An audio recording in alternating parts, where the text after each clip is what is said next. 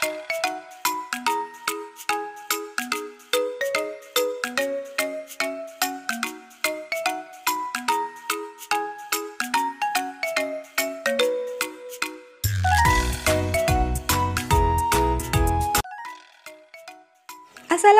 warahmatullahi wabarakatuh. Halo anak-anak kelas 2 Al-Firdaus, Al-Badr, dan Darul Mutakin. Bagaimana kabarnya? Semoga dalam keadaan sehat walafiat dan siap untuk belajar. Hari pertama di kelas 2, oke? Oke, dalam video ini kita akan belajar pelajaran tematik yang meliputi bahasa Indonesia, PPKN, dan Seni Budaya dan Prakarya atau SBDP. Sebelum kita belajar, mari kita berdoa.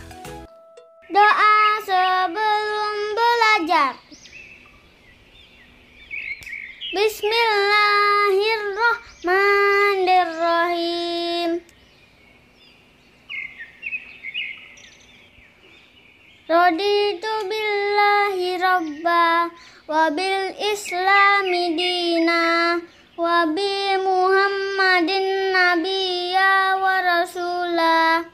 Rabbi zidni ilman warzuqni fahma. Oke, kita ke pembelajaran bahasa Indonesia. Di sini Bu Ika akan menjelaskan tentang ungkapan. Apa itu ungkapan? Ada yang sudah tahu? Oke, ungkapan itu artinya gabungan kata yang memiliki arti berbeda dari asal katanya. Bu Ika ulangi, ungkapan adalah gabungan kata yang memiliki arti berbeda dari kata sebenarnya. Contoh yang pertama adalah panjang tangan. Nah, panjang tangan itu artinya bukan orang yang memiliki tangan panjang, tapi panjang tangan artinya suka mencuri. Seperti ini ya. Nah, jadi arti panjang tangan itu berbeda dari kata asalnya. Contoh kedua adalah buah tangan. Buah tangan itu bukan buah yang ada di dalam tangan, atau tangan yang punya buah, atau tangan yang membawa buah. Bukan itu ya. Buah tangan artinya oleh-oleh. Berbeda kan? Nah, semakin paham ya. Oke, Bu Ika ada satu contoh lagi, yaitu besar kepala. Nah, apa ya artinya? Apakah orang yang mempunyai kepala besar? Bukan ya. Pasti bukan. Besar kepala itu artinya sombong, yaitu orang yang sombong. Nah, sekarang Bu Ika akan memberikan contoh-contoh kalimat yang terdapat ungkapan di dalamnya. Coba perhatikan dua kalimat di atas kanan ini. Yang pertama, Doni adalah seorang bintang kelas. Yang kedua, Dayu adalah buah hati dari orang tuanya. Nah, coba perhatikan baik-baik. Nah, sudah ketemu ya? Oke. Sekarang Bu Ika juga akan memberikan sedikit tambahan informasi. Ungkapan itu juga sering digunakan dalam sebuah percakapan. Contohnya, wah, nenek bawa apa dari kampung?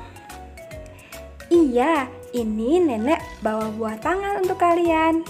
Oke, anak-anak bisa membaca buku pena untuk mendapatkan tambahan materi ya, juga contoh-contoh lain dari ungkapan. Jika ada yang bertanya, silahkan catat. Kemudian jika kurang paham, tanya ke wali kelas masing-masing. Oke? Nah, sekarang ada tugas ini untuk kalian. Tugasnya adalah tuliskan 5 contoh ungkapan beserta artinya. Nah, tadi kan Bu Ika sudah menyebutkan 3. Tinggal ditambah 2 lagi ya. Oke? Nah, Cukup untuk pembelajaran mata pelajaran Bahasa Indonesia. Sekarang kita lanjut ke PPKN. Materinya adalah tentang Pancasila. Siapa yang tahu apa itu Pancasila?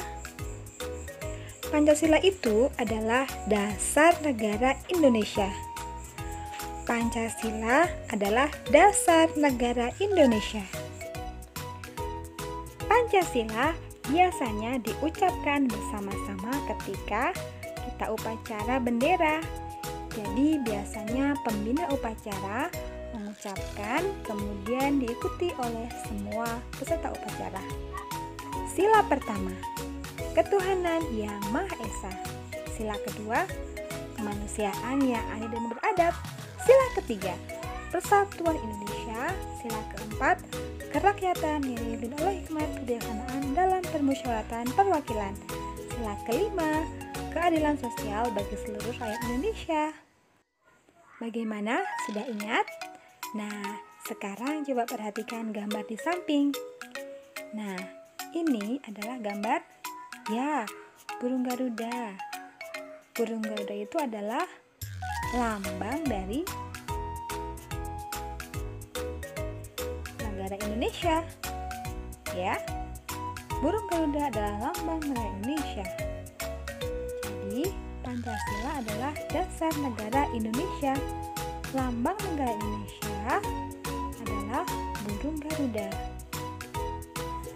Dalam burung Garuda ini terdapat simbol-simbol, yaitu ada simbol bintang, rantai, beringin, kepala banteng, dan padi dan kapas.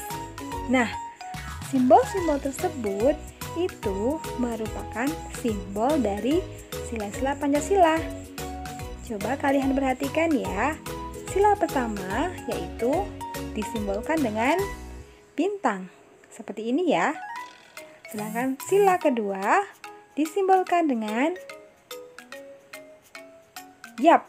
rantai. Sila ketiga disimbolkan dengan pohon beringin. Sila keempat, kerakyatan yang dipimpin oleh hikmat kebijaksanaan dalam permusyawaratan perwakilan disimbolkan dengan banteng, kepala banteng. Nah, yang terakhir, sila kelima, keadilan sosial bagi seluruh rakyat Indonesia disimbolkan dengan padi dan kapas. Bagaimana? Sudah paham anak-anak? Nah, sekarang kalian ingat-ingat lagi ya, sila pertama simbolnya apa, sila kedua, dan sampai kelima simbolnya apa saja. Oke? Nah, Pancasila itu wajib dilaksanakan atau diterapkan dalam kehidupan sehari-hari kalian, baik di rumah, di sekolah, maupun di tempat umum. Nah, sekarang Bu Ika akan memberikan contoh bagaimana cara menerapkan sila Pancasila di rumah. Sila pertama, contohnya adalah tadi apa bunyinya ya? Ya, ketuhanan yang Maha Esa. Nah, caranya adalah mengikuti semua perintahnya dan menjauhi segala larangan dari Allah Subhanahu wa Ta'ala. Jika kita umat Islam, kita harus sholat, puasa, zakat, naik haji, dan lain-lain. Nah, kita juga harus menjauhi larangannya seperti mencuri, berbohong, dan sebagainya. Sebaiknya kita juga menerapkan doa-doa keseharian di rumah.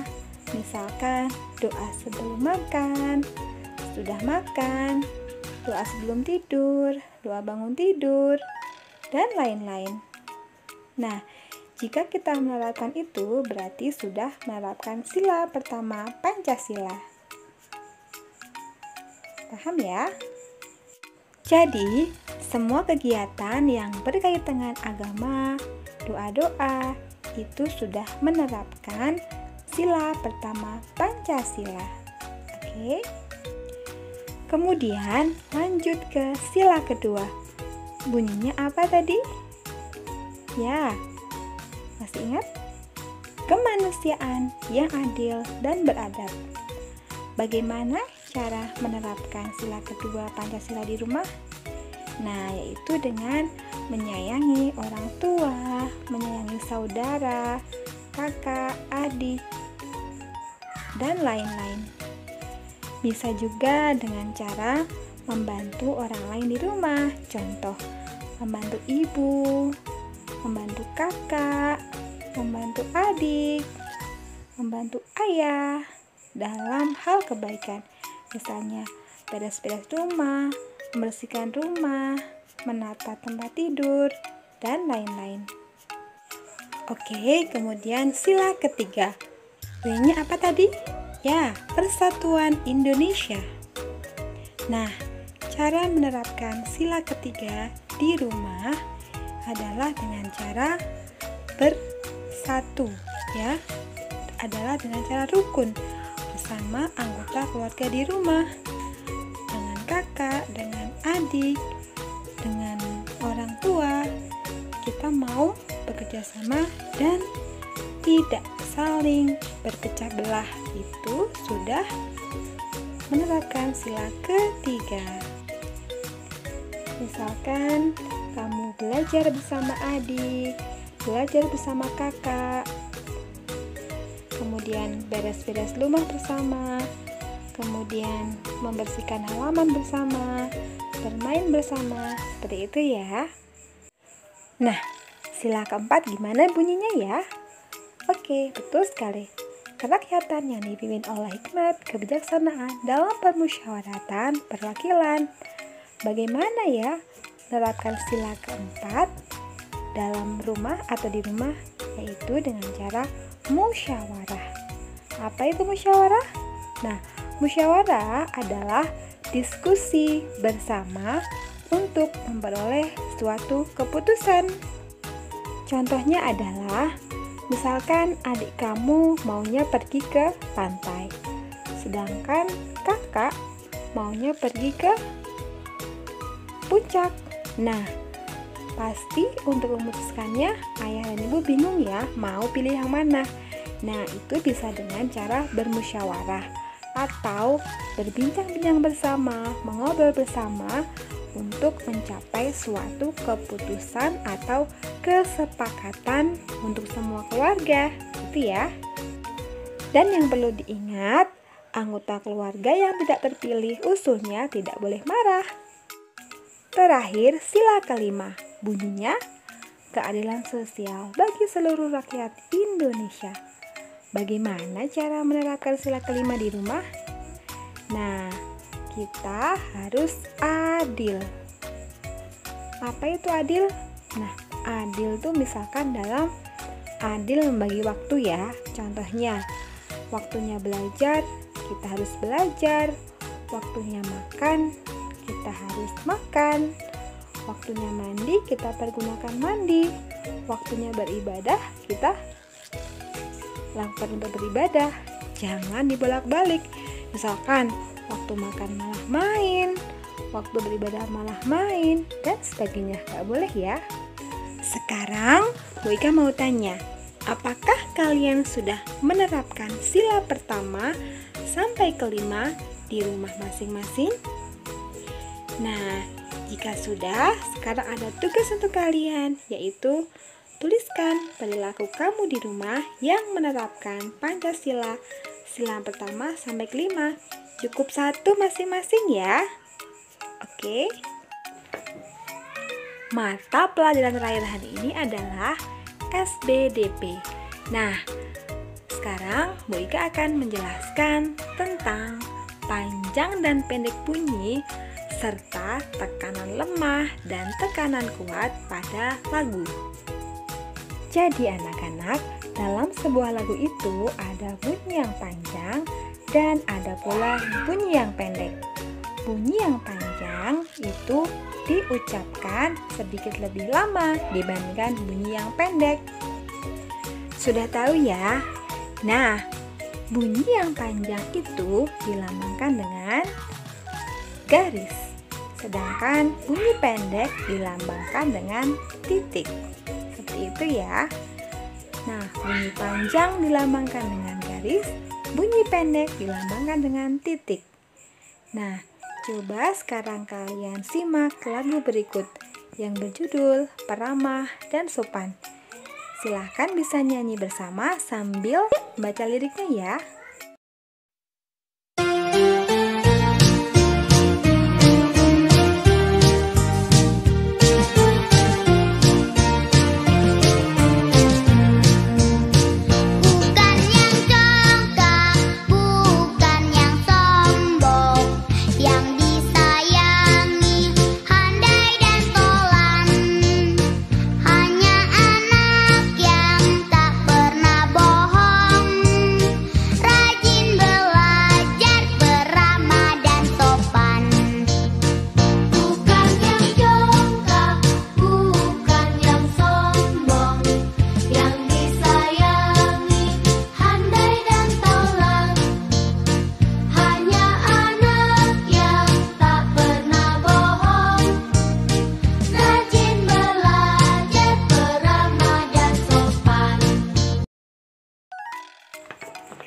Nah, bagaimana?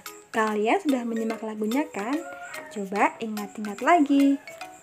Bunyi panjang dilambangkan dengan garis dan bunyi pendek dilambangkan dengan titik. Nanti kalian bisa praktik ya untuk latihan. Oke.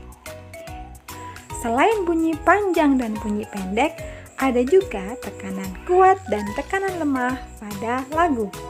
Tekanan kuat itu berarti pelafalannya agak lebih kuat ya, lebih ditekan daripada yang tekanan lemah. Nah, sekarang Bu Ika akan memberi tanda tekanan kuat pada lirik lagu Peramah dan Sopan. Coba perhatikan, suku kata yang di garis merah, di garis bawah merah adalah mempunyai tekanan yang kuat. Coba kalian perhatikan ya lirik ini. Oke, cukup sampai di sini materi SBTP hari ini.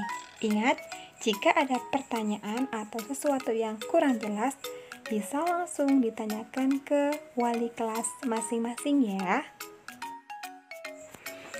Baik, cukup sekian materi tematik hari ini. Semoga bermanfaat ya. Tetap semangat belajar dan jaga kesehatan.